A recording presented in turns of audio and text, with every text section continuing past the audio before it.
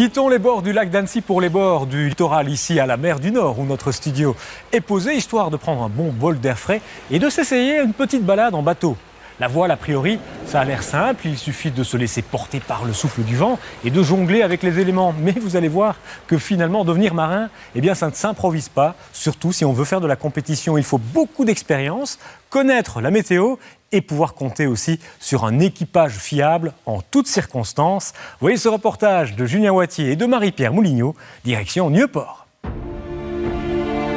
Aujourd'hui, c'est la mise à l'eau du général Tapioca, le bateau de Philippe, un navigateur passionné qui a prévu une sortie en mer en petit comité. C'est une passion un peu dévorante, mais c'est aussi un outil de liberté, c'est aussi un outil pour se recentrer finalement, c'est un outil pour se mettre en harmonie avec des éléments. Il y a une sensation de glisse, et donc la voile est quelque part un sport de glisse, avec des bateaux qui sont relativement grands. Il y a l'impression de liberté, puisqu'on va naviguer sur une étendue qui est quasi illimitée, la mer est presque sans limite. Il est temps de couper les moteurs et de naviguer juste avec le souffle du vent. Et là, c'est le moment qui est vraiment chouette, c'est le calme qui s'installe. On avance uniquement avec la force du vent, et on va tout doucement aller vers la sortie.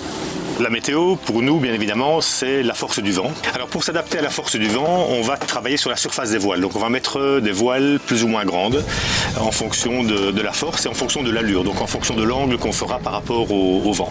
Jouer avec le vent, réduire la voilure et surtout choisir son allure. C'est très important d'avoir en tête les allures principales. Donc à le près, on se rapproche de l'axe du vent. Au plus le bateau est performant, au plus il a une capacité de remonter dans le vent.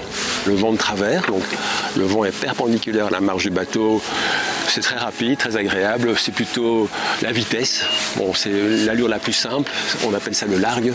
Et puis après, la troisième famille d'allures, c'est le vent arrière. On met le spinnaker, une grande voile ballon, qui là, ça veut dire que le vent est vraiment dans le dos et nous propulse vers l'avant. On tiendra compte aussi des courants et de l'état de la mer. On ne tient pas trop compte de la houle, mais surtout des vagues, puisque le bateau, en fonction de sa taille, va plus ou moins bien passer les vagues. Et donc on doit tenir compte effectivement avant de sortir et anticiper la possibilité de vagues plus grosses.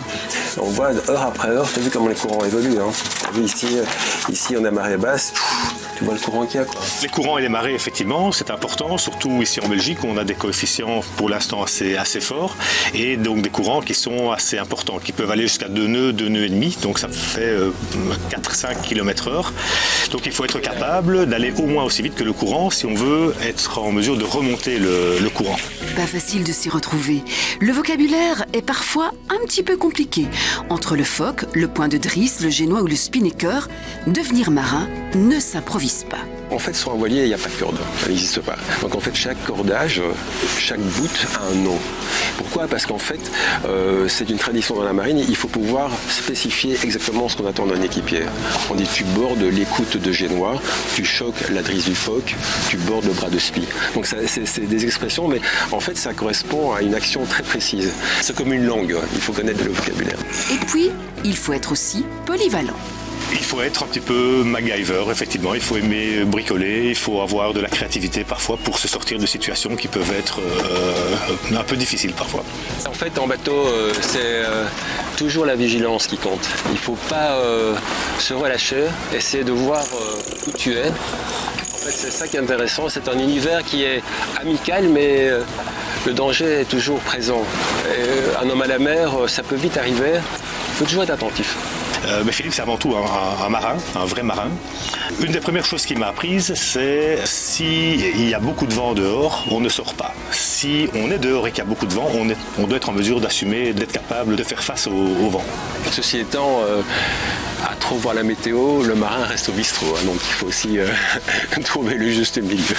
Allez, c'est pas l'homme qui prend la mer, c'est la mer qui prend l'homme. Tous les marins le diront. La voile, c'est avant tout une question de passion. Pour moi, la voile, c'est vrai que c'est ma passion. C'est une passion partagée, mais c'est aussi un outil d'équilibre. Et un vieux ciré jaune, j'ai déserté les crasses.